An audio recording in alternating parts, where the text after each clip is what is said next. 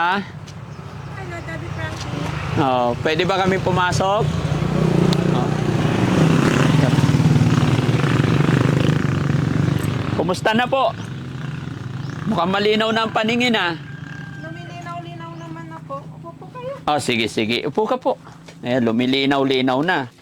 Umiikot na electric fan ko. Oh. Umiikot na. Lumaki na electric pan mo ah. Kumusta naman? Okay naman po. Kaya lang, kahapon second schedule ko po sana. Oo. Diyan po, medyo may ubo ako. Mm-mm. Kaso, parang nagka-allergy po ata ako. May mga sugat nga po ako dito sa likod kasi nakakamot kasi makati siya. Oo. Ngayon, sabi po ng doktor ko, pagalingin daw po muna yung mga pantal. Naresitahan ko ako ng gamot. Mm-mm. Siguro mga January na po siguro pag okay na yung mga rashes ko. Ah, January yung opera mo. Baka January na po nila kasi pag yung binigay po kasi nilang gamot pang 1 month. Mm-mm. Tapos ni-request po nila na magpa-general check-up daw po. Saan? Yung parang overall na check-up, yung pangkalahatan. Mm-mm. Para malaman daw po kung may diferensya daw po ba sa mga ibang organs ko. Mm. Kasi di po ba diabetic ako? Apo. Yun. Hindi daw po yung nakatutok lang sa mata. Mm-mm. Kailangan daw po dun sa part ng diabetic ko. Dapat daw po. Oo. Kasi nung 17 ata yun, nagpa-check up po ako ng diabetic ko. Nagpa-HbA1c po ako. Oo. Bayad pa ako ng 1.5. Mm. Tapos, okay naman po siya, 6.7. Oo. Dito po ata yung peak ko nun. Nasa 6.7. Sabi ng doktor ko sa diabetic, okay naman daw po. Okay naman. Yung Normal naman daw po yun. normal naman. Kailangan lang daw po, continue lang yung ganun. Oo. Yung mahanap mo. Sana kahit hindi na opera yung mata, kung makukuha na sa gamot, mas maganda. No? Kasi sa nakikita ko ngayon, compare dun sa una nating pagkikita, talagang kakapa-kapa ka eh. Eh ngayon, medyo Medyo naman lang nakikita mo na po. kami. Hindi po kagaya dati na kahit ganyan malapitan kayo. Hindi mo makita. Bangko. Bak, Puti po talaga. puti lang talaga. Ngayon, kahit pa paano, ganyan, nakikita ko. Kikita mo na yung kagwapuhan nila. O, si Kuya Sam. KJ27 Oo, eto, yung gitna, yan, kilala mo yan? Sige, sa sunod, pakilala ko sa'yo. Yun, si Boss JB, di ba? Doon. Sa labas sa Opo. CCTV, kilala. Ayan, tsaka yung mga driver. May iba pa po kasi sa mga team nyo, hindi ko pa po sila nakikita. Si Kuya Rizky, Kuya Rizky, kilala ko. kilala mo. Si JC, si Boss Tax. Boss Tax. Mm-mm. Kuya Sam. Oo. Boss JB. Mm-mm. KJ27. Ito, bago lang yan. Bagong luma. Si Christian. Si Christian nasa bahay, nag-i-edit. So, kumusta naman ang buhay-buhay nyo dito ngayon? Medyo nagka-problema Daddy Frankie kasi nung daan ng bagyong uwan. Oo. Nagliparan po yung bubong namin. Oo, lilipad talaga yan. I-repair na lang po ni Nire- mister ko. Tapos yung mga dinding, wala na. Oo. Kasi yung talaga hindi na Kumusta naman yung anak mo? Pasok. okay, pumasok po siya. Dito ka lang talaga? Dito lang po. Talaga kasi hindi po. Pag umaalis po ako, ganun, kasama ko po yung anak ko, kaya asawa ko. Mm. Pagbibilihin, tambak ng mga gamot. Oo. Nasaan yung asawa mo ngayon? Nagpipintura po. Very good. Buti may may trabaho. Kasi nahiya na po siya sa inyo eh. Nahiya na. Okay lang yun. Kasi para hindi daw po iasa sa inyo yung kahit pambigas namin eh. Oo. Sarili niyang Very good. Kaya, yun po. Tama yun ate. Mas matutuwa ang Team Daddy Frankie na yung tinutulungan namin is gumagawa rin ng paraan para matulungan sarili. No? Doon tayo, kasi tayo ang gagawa ng kapalaran natin. So, kaya kami nandito, unang-una, para ma-update din natin yung mga viewers natin. Kasi mula yun nga, nung nakita ka namin, naawa sila at inaabangan nila yung kwento ng buhay mo. So sa pag-update kong ito ngayon, ay masaya ako kasi unlike before nga na kakapa-kapa ka na hindi mo kami nakita. Kung dati, nakasalamin yan, may protection, pero ngayon wala na. So ipagdasal lang natin na kahit hindi na maopera sana, basta ang importante, yung sakit ni ate is makuha sana sa gamot. No? May gamot naman daw po dito, kaso mahal po. Yung 10 pieces po is 10 pieces lang siya is nasa 1,999. Parang nasa 2,000 po yung isang bottle niya. Gaano katagal gamitin yon? 10 days lang po kasi per bottle is Per bottle, 10 days. capsule lang po. Pero siya. pag yun ang ginamit mo, hindi na operahan. Yun, hindi daw po. Kasi karamihan nga po kasi sa mga ganon, parang tago daw po kasi naggamot yun. Kasi karamihan nga, mahirap po kasi bigkasin eh. Yes, okay, I understand. Mahirap, yun po. Pero kung yun ay mas makakabuti sa'yo kaysa operahan, why not, di ba? May isang doktor po kasi, ayaw lang po kasi niya ipabanggit lalo po sa ganito. Opo. May mga makakalabas ng social media. Mm. May isang doktor po kasi, parang nakapanood po ata nung na-vlog nyo. Oh. Ngayon, parang nag-message po siya sa akin na tapos binaksend niya po sa akin yung first video nyo, na yung first vlog niyo po sa akin. Nagtanong siya ano daw po nangyayari, bakit maging ganun yung paningin ko. Sabi ko tungkol po sa diabetic ko kasi type 2 diabetic ako. Oo. May naisip po siyang gamot, yun nga po. Basta wag ko lang daw banggitin yung pangalan kasi tawag yun, parang nakaka-apekto daw po ata sa mga ibang doctors yun. Oo. Kasi di po ba, alam niyo na. Yes. Yun. Kaya sabi ko, try ko pag kasi sabi ko, mahirap naman kasi yung asa lang lagi sa, di ba yung, gaya ng opera. Totoo po talaga, Daddy Frankie, takot po talaga ako. Magpa-opera. Opo, kasi yung sa first na inject ko po, as in namutla po ako na halos talagang nanginginig pong katawan ko nun kasi takot na takot ako. Inject lang po yun kahit may anesthesia siya, ramdam ko pa rin po yung pagtusok ng karayom. Oo. Kaya takot talaga ako. So possible gamot, mas prepared mo sa gamot na lang. Opo, yun nga po pag sabi ko, try ko po yung may doktor na nag-advise sa akin. Okay. Totoo po, sikat po siyang doktor. Hindi lang hindi lang po siya doktor sa Pilipinas. Okay. Kung ano yung sinabi ng doktor mo na ayaw nilang pabanggit, okay, sundin natin yung mga request nila. Sumunod tayo sa protocol dahil wala tayo sa sitwasyon na pakialaman yung mga bagay-bagay na trabaho nila. Kumbaga, lalong-lalo na sa amin. Kami, ang trabaho lang namin, mag-abot lang ng kaunting tulong sa pamamaraan na aming kaya, no? So, yung trabaho nila is trabaho nila, hindi natin pwedeng pakialaman yun, no? Masaya ako sa nangyayari sa'yo na nakakakita ka na. Pagdasal natin na tuloy-tuloy. Sana nga po Oo, Hindi di ba? po ako tumitigil sa pagdadasal. Yan. At sana, maging okay ka na rin doon sa pamilya mo, mga kapatid mo. Sa kapatid ko po, hindi pa. Pero yun po yung last na update ng pamangkin ko. Next year daw po ata. Pero this month po ata, may yung pinsan ko, tsaka yung mga pamangkin ko, pupunta daw po ata sila dito. Dito? Okay. Sana makita ko rin sila pag nagpunta sila. Yun nga po, sabi ko sana may free time po kayo nun pag nandito sila, kung pwede ko po kayong Kausapin mo sila? na Oo.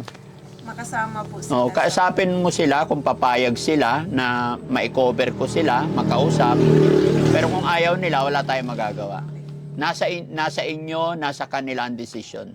No? Basta kami, Po yun yung isang pinsan ko, papayag po yun. Oo. Kasi nabanggit po niya yun. very good. Sa akin kasi, mabidyo ko kayo o hindi na mahalaga po yun. Ang importante dito is yung nakatulong kami, yung nakakita ka na ulit. Yung lumiwanag yung paningin mo. Yun lang yun. Ito rin yung reason kung bakit bumabalik-balik kami sa mga beneficiary or natutulungan namin na kagaya nyo para alam din ng mga viewers natin na hindi namin pinapabayaan lang or hindi namin in-upload once, twice. Kumbaga, ina-update namin hanggang sa maging okay yung patient natin. Oo nga po okay lang po mabanggitin. Oo, sige, wala problem. Si Ma'am MK Inday Okray, nag-aantay na din po yun sa update. Oo, di ba? Kasi hindi po ako totaling nakapag-cellphone, pero si Mr. ko, nanonood po siya tuwing magla-live si... Ayun, pasok kayo, support nyo sila. No? Yun po. Yan, Tapos, masaya ako. Minsan parang nabanggit po ata ni Miss MK na kailan daw po, na daw po yung update, kailan daw po ba uli update ni Daddy Frankie. Parang nabanggit po ata. Oo. Huwag kang mag-alala. Kung sakasakali kasi sabi ni Inday Okray, papasyalan niya ako dito, total magkalapit lang, pwede kitang ipasya, pwede kong ipasyal sila dito. Loobin ng Panginoon na yung mga sponsor natin is makarating sila sa akin, pwede ko rin silang dalhin sa mga beneficiary na mga tinutulungan nila. Hindi ko na maalala kung may naipadala rin si Ma'am Inday Okray dito. I think meron yata nakaraan, no? Pati po yung team niya. Hindi po ba Team Inday Okray yung team sa... Oo. Yung nakaraan na punta namin, di ba? Meron? May nabigay sa'yo? Yes po. Ayun. So, salamat sa pag-support nyo sa mga sponsor natin, no? Yun. Salamat po, Ma'am Inday Okray TV, ano? Sa support ninyo. At ito, napapanood pala nila kayo. Kaya mga kababayan, mga kabarangay, ito po yung sinasabi lagi ni Daddy Frankie na sa pamamagitan po ng pag-support, pagtulong ninyo, nakatulong din itong ating mga beneficiary. Kaya maraming salamat sa mga sponsor natin parati. Ayan, nakatulong din si Ma'am Inday Okray at saka sa kanyang Oo, naalala ko na. Nagtulong-tulong sila. Nag-solicit si Ma'am Inday Okray para ipadala sa iyo yung last na punta namin dito. Okay, Team Saltik. Yan, no? Pati sila Remy Rosario, sila Rick Aningat. Lahat ng Team Saltik, nag-ambag-ambag sila para ibigay dito. At ito yung ending, mga kababayan, nagkaroon ng liwanag yung buhay. Yung paningin, naging okay na. Gusto ko rin po talaga sila makita in person kasi nung napanood ni Mr. ko, sabi ko, comment mo nga asawa ka ko, sabihin mo kung baka pwede ko siyang mamit ng personal. Tapos sabi niya po pag uwi daw po ata niya ng Pilipinas, pupunta daw po siya ata kay Daddy Frankie, sabi ko no. Sabi ko baka pwede niya ako puntahan ka ko. Walang imposible. Pag Pag nakapasyal sila sa akin dito, dadalhin ko sila kung kanino mga beneficiary nila gusto pumunta. Na? Okay, so ito pa ang isa pang reason kung bakit nandito si Daddy Frankie. Yon, gaya nga po ng tawag nito, aking sinabi, maraming nakakapanood. So, sabi niya, for Ate Christina. Yan. From Let Alayon. Sabi niya, praying for speedy recovery and healing. Yon lang yan, hindi na rin nagsabi kung taga saan siya, no? Basta from Let Alayon, no? So, nagbigay po siya ng 1,407 pesos. I think sa GCash to pinadala Kaya ito yung reason kung bakit nandito kami, no? 1,407 pesos. No? Okay. Okay. Dadagdagan pa natin kasi sabi mo, yung gamot is nasa 1,900 for 10 days. So, meron ng 1,000. Dagdagan natin ng 3,000 para makabili ka ng 2 bote. No? Kasi 1,900 yung isang bote. So, another 3,000, may 4,000 ka today, makakabili ka 2 bote. I think hindi na matutuloy yung opera niyan Gamot na lang. Sana nga po umitik na yung gamot para kahit di na po yung inject. Walang imposible ate pagka naniniwala tayo kay God. At pangalawa, tulungan natin sarili natin. No? Todo diet po ako ngayon. Hindi pa ako pinapakain na kasi ng kanin, yung white rice. Ano na lang po. Minsan nakakaramdam din ako ng nanghihina kasi bawal zero balance talaga sa kanin daw, sabi ng doktor. Gulay, prutas. Sugar talaga ang Yes. rice. Tapos yung gatas, please. Ito, for diabetic talaga. Ganito lang po siya kalaki. Nasa 1.3. Oh? 1.385. Gaano mo katagal gamitin yan? 1 week lang po. 1 week lang. Paano pa? Uy, wala na. Daddy Frankie, baka naman. Oh, alugin mo para marinig nila. Pasko na, wala na. Tapos yung rice ko, ito. Oh. Pakita ko na. Oh, Para sige. alam nila. Wala na. Wala na din. Oo. Hindi ko na makita. Ito po siya. Wala na. Wala na. Ah, wala nang rice. Plus na po yung kagabi. Oh. Ah, eto Ay, po iba rin ang rice mo. Opo, ito po yung rice ko. Ito po yung niresita ng doktor. Yan po. Magkano yan? 5 kilos po yan is 540. Ah, saan mo binili? Online po. Ah, online. Kaya pag may pera po na... Brown rice. Okay. Oh, ito yung walang lasa, no? Yes po, as in matambang. Matabang. Oh, yeah, I know. Ito yung ano. Alam ko na to. No, mahal talaga. Pero okay lang yan. Malay mo. Marami pa tayong mga kababayan na nakakapanood mababait. No? Sobrang bigat po, Daddy Frankie. Sobrang bigat ng Bulsa-bulsa. bulsa. Kasi ito pa lang yung gatas ko, 1.3. Halugin mo nga. Wala Oh. na talaga. Ah, wala na. Good for 1 week lang. Oo. Halagang 1.3. Mm. Guys, oh, balat na ng mani yung laman nito. Oh. Ah, wala na. Tapos yung bigas, wala na Tapos rin. yung bigas ko, wala na din. Oh, hayaan mo ate, may awa ang Diyos, no? At least masaya ako na nakausap ka namin ngayon na tumatawa. Ibig sabihin, unti-unti yan. Sayang, wala si Kuya Rizky. Oo. Oh, di ba? At least may trabaho na rin yung asawa mo. Natutuwa ako sa inyo na sinabi ng asawa mo na nahihiya siyang aasa na lang, which is yun yung totoo. Di ba? Gaya ng sinabi, mas masarap tulungan yung mga taong tinutulungan ng sarili. No? Kamusta na nga po pala kayo? Oh, ako? Ba't kayo, anong ginawa nyo dun? Ba't kayo tumalon dun sa ano? Hindi ako tumalon, nalaglag ako. Natulas po Oo. ata kayo. Oo, dadalhin sana ako ng ospital, ayaw ko pumunta kasi baka i-confine ako. May- Nagpahilot na lang ako. Okay na po kayo. Awa ng Diyos. Anong pa naman tayo eh. Very thankful tayo kasi malakas tayo. Yung pangangatawan natin, yung health natin. Kaya very thankful ako lagi sa ating Panginoon na malakas. Kasi kung ang nalaglag doon halimbawa ay mga senior na, possible talaga hindi makalakad. Like ni Kuya Rizky. Opo. Kuya Gise. Oo. Wala dyan. Mga senior na yung mga yan. Pag sila yung nalaglag talaga sa ganun sitwasyon, baka mababalian. Eh ako talaga nabugbog lang yung tagiliran ko kasi bumagsak. Bago po kasi yung Oo, bumagsak ako. Ako din eh, nanood ako ng premiere niyo. Oo. Sabi ko, ala si Daddy Frankie, bakit, ano nangyari? Nagtakbuhan yung mga cameraman niya, Oo. sabi ko. Actually kasi papunta kami sa isang subject. Eh, yun din, alam mo naman, lagi akong mabilis nauuna maglakad. Lagi akong mabilis na iwan sila. And then, yun, nalaglag nga ako. Bumagsak yung likod ko sa bato. Bato pa naman. Oh, kaya dun. Buti na lang walang bali. Kasi kung may bali, ay talagang hindi ako makapag-vlog ngayon. Hindi ko kayo mapapasyalan ngayon. Eh gusto nga nilang dalhin ako sa ospital. Sabi ko, wag na kasi pag dalhin nyo ako sa ospital, baka i-confine ako. Actually nga, pinapabalik ako ng Makati ngayon eh, para doon ako ipa-check up ni Aling Rochelle. Sabi ko, okay na ako. Hindi ko na... Kasi pag bibibihin natin, lalong lalala. Eh, masaya ako na mabalikan kayo kasi itong pagpunta ko dito sa inyo, hindi lang kayo.